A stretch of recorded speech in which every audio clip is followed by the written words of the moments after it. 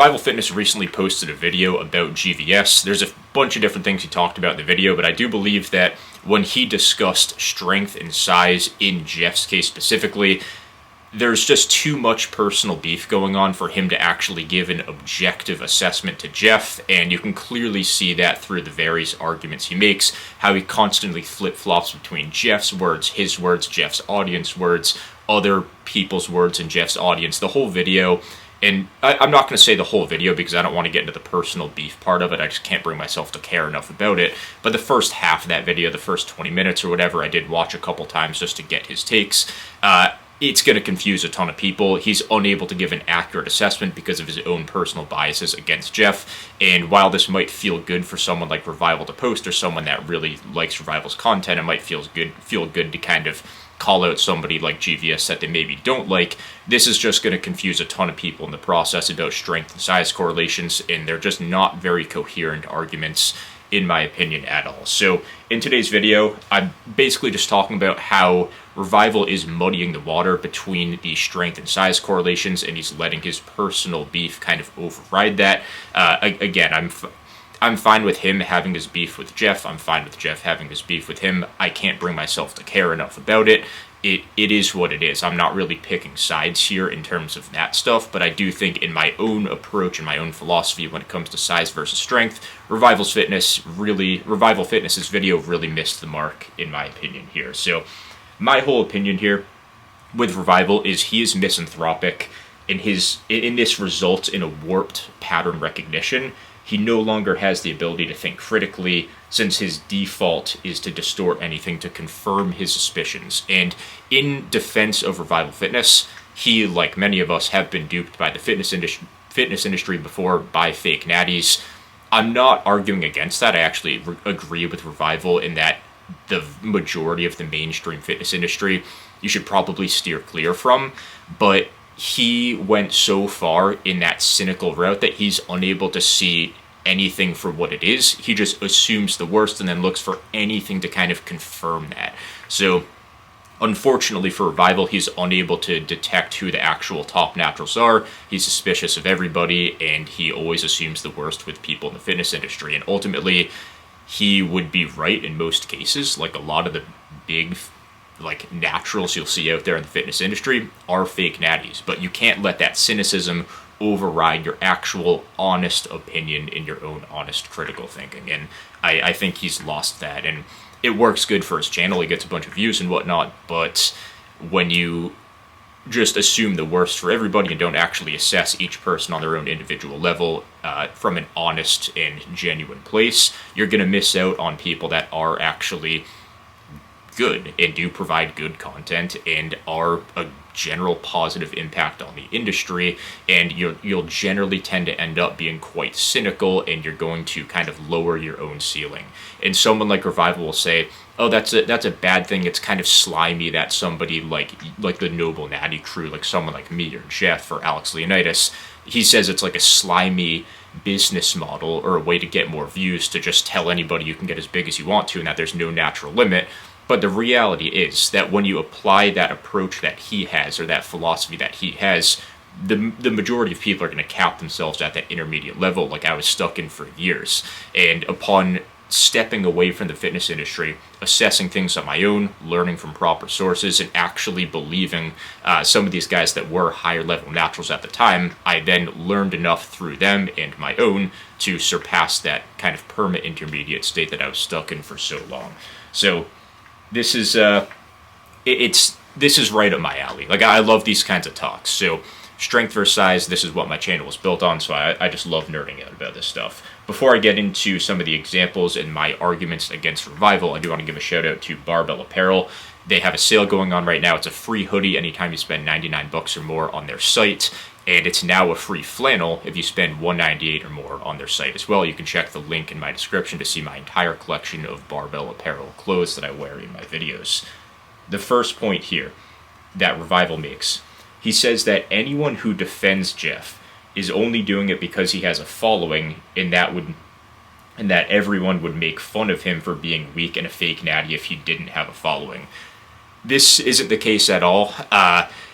when it comes to supporting someone like Jeff, in my experience, the fitness industry for natural lifters was so trash for so long. There was nobody out there. All we had were these fake natties on social media. You had no actual proper creators that would teach you anything beyond just dogmatically, oh, just do the big three and get strong. Don't actually think about anything. Just get strong and do your accessories and you'll be pretty big. And that has issues and that has flaws. And that's why so many people end up as perma intermediates. When you have a creator like Jeff that actually explains things a bit more in depth, that's what gets so many things to click for those perma intermediates, for the beginners. And I just think channels like that, I know what it's like to not have those channels around on YouTube Fitness and on social media in general, and I know the positive impact that those types of channels do have, so I guess I just value a channel like his more than most people would, where they kind of just take it for granted. The fitness industry sucked before channels like these Noble Natty channels actually came around. I know a lot of you guys started lifting after like 2019 or 2020, but the fitness industry was pretty garbage, and you would laugh if you saw the way that most of us used to train. It's really come a long way, and the way we can all build off of each other's ideas. I just don't take it for granted because I know what it's like to not have that type of information, is all I'm trying to say here. I'd also say that in this case, why do so many people that have no incentive to support him, like just as viewers with anonymous accounts, why do they support him too? And to play the devil's advocate on myself here, you could say it's a parasocial relationship, but I don't think the type of content Jeff makes is that conducive to creating parasocial relationships. It's just entirely fitness-related information. Like, the people that get parasocial stuff, those are like proper influencers, not just kind of information once or twice a week on YouTube. So I guess you could say maybe it could be parasocial, but in my opinion, I think there's enough people that are serious lifters in the comments that all support him that have really nothing really to gain from him. I would also say that you would get more views and more clicks and more engagement by calling him out. You'll get way more comments on a video calling out Jeff than supporting him, and I think that is a pretty valid argument as well. So I didn't want to get too much into the personal stuff, so let's actually get into the fun stuff here. So the second point I have is that he says if you show Jeff's physique and then his training subsequently to any serious bodybuilder, they'll raise their eyebrows or go, what, or really? And they'll kind of be like, this doesn't add up, this doesn't make sense. Actually, high-end natural pros train in a very similar way to Jeff, or even more extreme sometimes in terms of just strength expression within their training. The classic example I like to go to here, and of course just stating one person isn't enough to make an entire argument, but once you see how a lot of these competitive natural pros train, you'll start to see that Jeff is actually not as extreme in terms of keeping the load light and just making the movement hard as a lot of these people. Dirk Emmerich, or Emmerich, I'm not sure how you say it, but he's a natural pro from Germany, crazy jacked, lifts stupidly light weights because he's just such a good lifter. He has excellent technique and he can make all of this super lightweight feel heavy.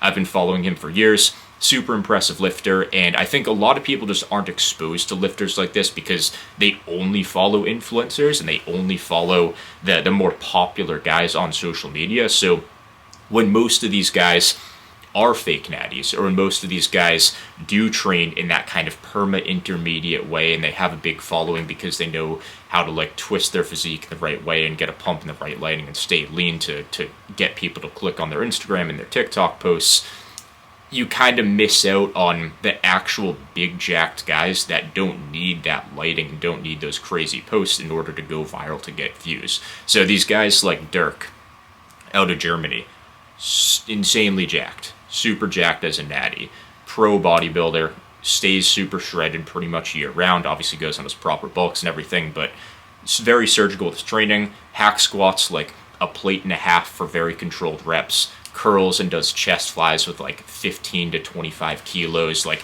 in that range. It's like if he wanted to, he could lift way more, but he chooses to just milk out these light weights because one, they work just as well, if not better in a lot of cases, especially when you're advanced and you have the skill to do it, but two, it keeps your fatigue incredibly low. And as someone that's been lifting for a decade already, and I am quite strong on a lot of lifts, it's it's super nice to be able to train that way. And you can argue that the way Jeff lifts is that perfect balance between still lifting very heavy, but keeping it controlled enough to where he's not going like as heavy as he possibly can. So in other words, to put it simply, the way Jeff trains isn't extreme at all. There are many natural pro bodybuilders and just big jacked natural lifters that lift in a much more extreme way than what he does.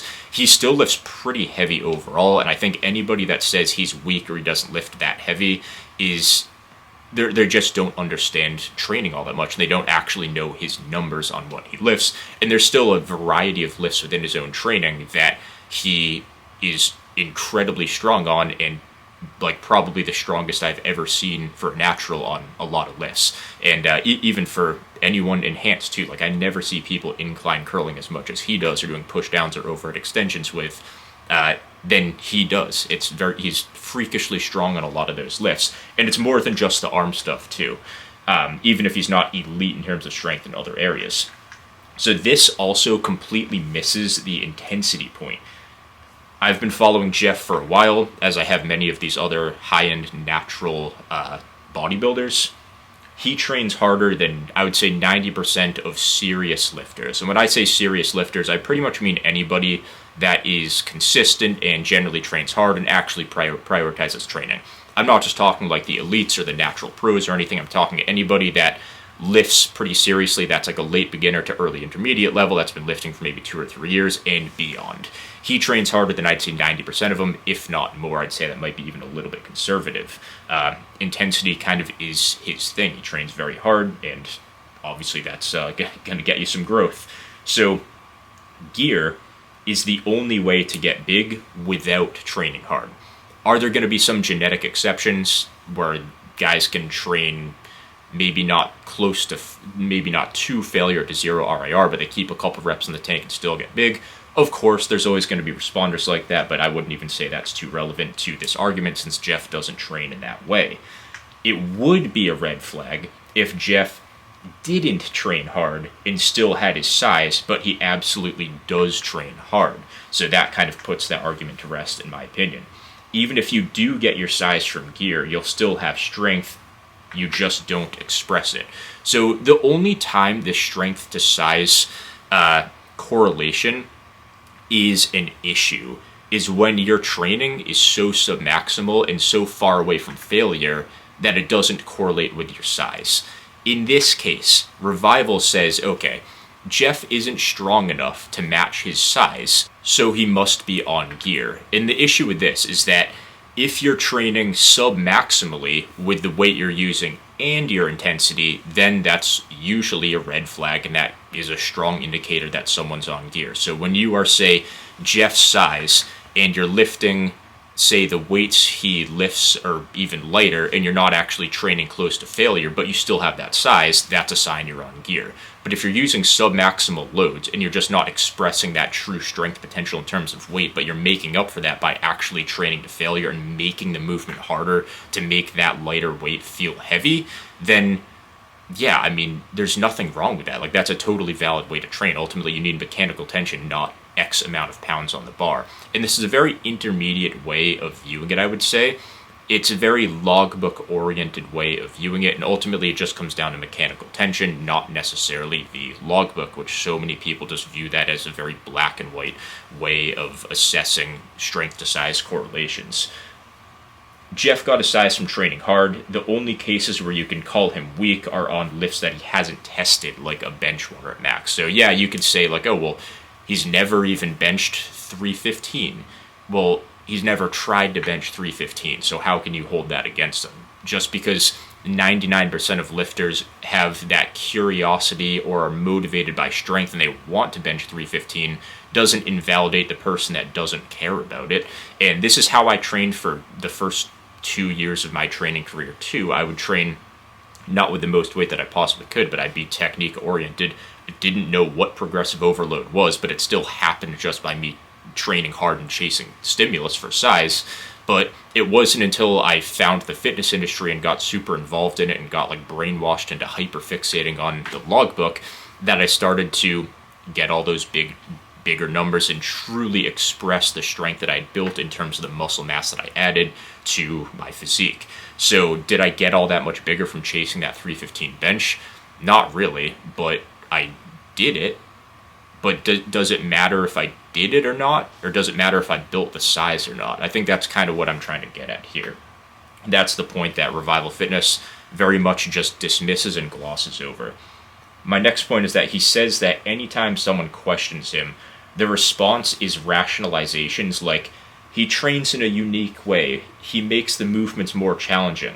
And yes, that is a massive point that Revival just glosses over and dismisses. Like, that is an enormous point. Obviously, if you're somebody that is purposely training a little bit lighter and you're making the movement much harder, yeah, obviously you're going to appear to be weaker because you're not expressing your maximum strength potential in your day-to-day lifting. And if you're not testing your 1 rep maxes and you're not testing what you could do with more cheat or more momentum, then yeah, obviously you're going to like seem weak, but that's only if you're looking at the numbers. And that's what an intermediate would do. Like, if you're an intermediate lifter and you don't know how to actually compare technique to technique and you can only compare numbers on the logbook to someone else's numbers on the logbook, then yeah, I mean, you're going to have a ton of discrepancy. And then you would just assume that this guy, Dirk Emmerich, would be tiny because he doesn't lift all that much weight. But guess what? He could lift a bunch of weight, but he just chooses to lift lighter and actually make that still challenging and still trains just as hard as he would with heavy weight, just does it with light weights because he has the ability to do so. And this is where this perspective is just so short-sighted, and it's like you're living under a rock, just very much stuck in your own bubble. This idea that if you're a natural, you have to lift super heavy as on any lift in your program, it doesn't make sense when you actually look at how mechanical tension works. And I'm not saying you can just lift super light and not be very intentional with your technique and still make good gains, which is what most beginners and early intermediates do. But once you're at the intermediate level and you have the skill and the coordination and the pain tolerance and the focus and the motivation to be able to get all that stimulus from a weight that's super light, there's no issue with that. You can make the case that it's easier to train that way because it's less systemically fatiguing, so you could make the case that it's, I'm not saying easier in terms of like how difficult it is, but just in terms of like the overall recovery factor.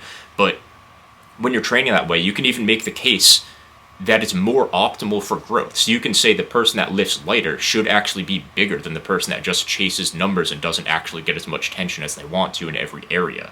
And you could say that sounds a little bit dated or bro sciencey, and I'd say when most people talk about that topic, yes. When you hear the classic fake natty on Instagram that's doing like all this fluff and pump work, nothing with stability and whatnot, and they're like super shredded and they have all these PED side effects on their physique, yes, they don't know what they're talking about. That's bro science. But when you actually understand how the mechanisms of muscle growth work with motor unit recruitment, with mechanical tension, then you can't argue against that. It's just how muscle growth works. It's quite simple, but for some reason, people like Revival just have to perfectly correlate it to strength expression at all times, and it doesn't make all that much sense. This is the fallacy of averages. The average serious lifter is a perma-intermediate who's constantly strength maxing and is a slave to the logbook, and Jeff isn't that. This implies the only way to get big is to constantly express the most strength possible on every lift, which isn't true. And for people to think that Jeff is just some anomaly and he's lifting so light is just such a ridiculous argument, because it just goes to show that you don't know anything about actual natural pro bodybuilding or how most high-end naturals train. There's a ton of big jacked natties that train in that strength maxing way with pretty good technique, but let's be real, they're very logbook oriented, and that's a great way to get jacked. It beats you up, it takes a toll on you, it's not for everybody, but it absolutely does work when you do it properly.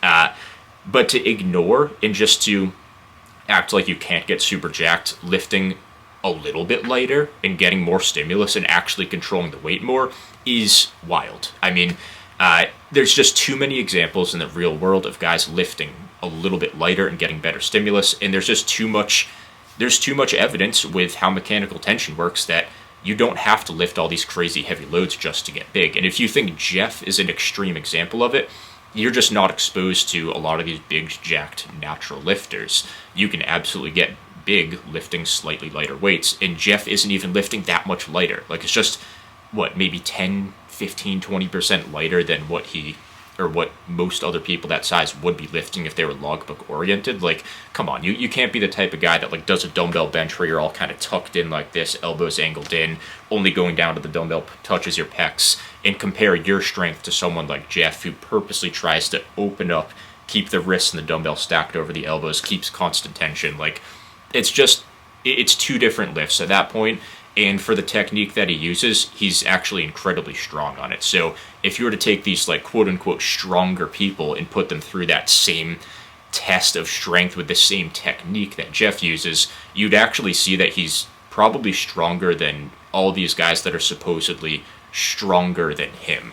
I would say even myself in a lot of cases, where I might be able to use sloppier technique and more momentum and more cheat and lift more than him or just as much, but he can do it with better technique. And if I was to change my technique to something more controlled, like the fashion that he lifts in, I would assume he'd be stronger than me in a lot of lifts. And that same thing goes for most people in my shoes, I would say.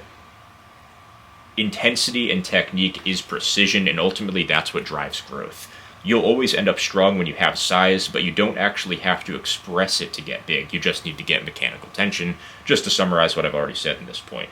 Next one I have is he calls anyone who defends him a clueless and inexperienced lapdog, but proceeds to use their own perception of Jeff's physique as an argument for why he should be stronger than he is, and never actually assesses his physique or lift. So in this entire first half of the video, it keeps saying, well, he's supposedly, or he's touted as, or he has the stature, the status, and everybody thinks, and all his fanboys and lapdogs think he's one of these supposedly elite, high-end, the best it gets natural lifter. But then he never actually talks about his own opinion. So he never does a proper assessment of Jeff's physique. He just uses like, oh, a certain section of the people that watch his videos think he's super advanced, but they're also super inexperienced and they don't know anything. They're just lapdogs. But let's also take their words as gospel. It's like, well, that's just completely disingenuous. I don't really need to expand on that. And the only actual comparison he does do one comparison, so I'll give him credit for that, is between their trap bar deadlifts, and they're like ultimately pretty similar in terms of strength, and I just don't really get what he's getting at here. It's like he holds Jeff to the standards that inexperienced viewers hold him to, that clearly aren't exposed to a lot of other natural lifters that are at a high level, and then he uses that as an argument against him. It just doesn't make all that much sense when you look at it logically. So in this case, I'm going to do a quick little assessment between their trap bar deadlifts, coming from someone that has a lot of experience deadlifting and has deadlifted more than both of these guys. Revival's deadlift, for reference here, they both did sets of 15 on a trap bar deadlift. Jeff's was with 440, Revival's was 50 pounds heavier, he said, so that would mean 490 if my math is correct. Between these two deadlifts, Jeff used harder technique and setup, but Revival lifted more weight. I would say ultimately Revival's is probably a little bit more impressive, but ultimately, like, let's be real, they're in a very similar ballpark here.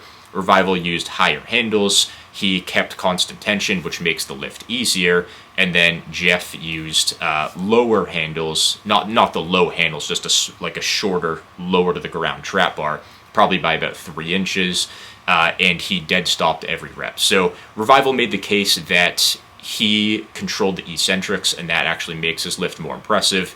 Coming from someone that has deadlifted more than both of them for reps and for 1 rep maxes, that's not the case at all. Dead stopping your deadlifts is much harder than keeping constant tension. I can promise you that. And yeah, so that's one little nitpicky point I had against Revival. So ultimately, when assessing their lifts, they're pretty much in the same ballpark. I would also say physique-wise, Jeff's arms mog Revival's, but when you look at their traps and the rest of their posterior chain, it's fairly similar. So you can kind of expect a pretty similar strength output on a lift like that.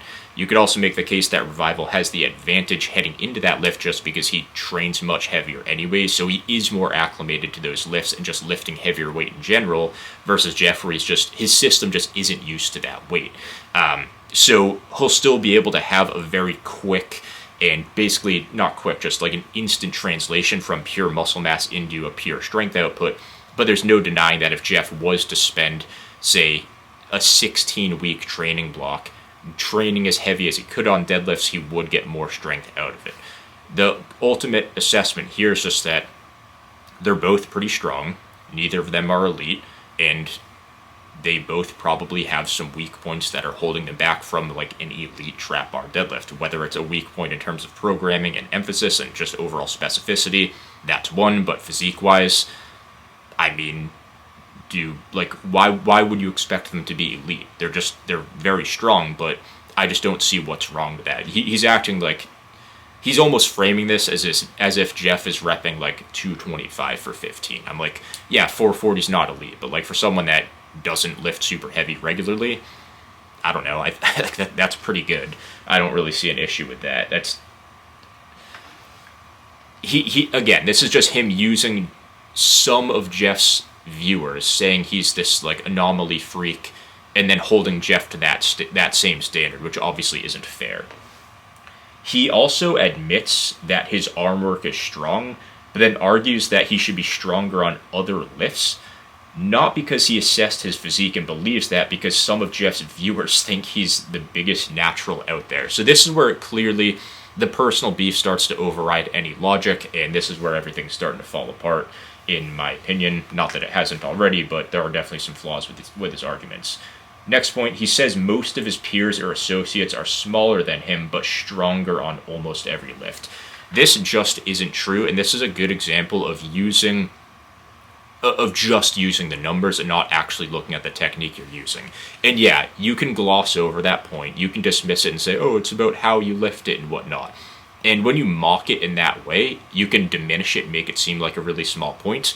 But every single one of us would be humbled if we actually tried to make lightweight feel heavy.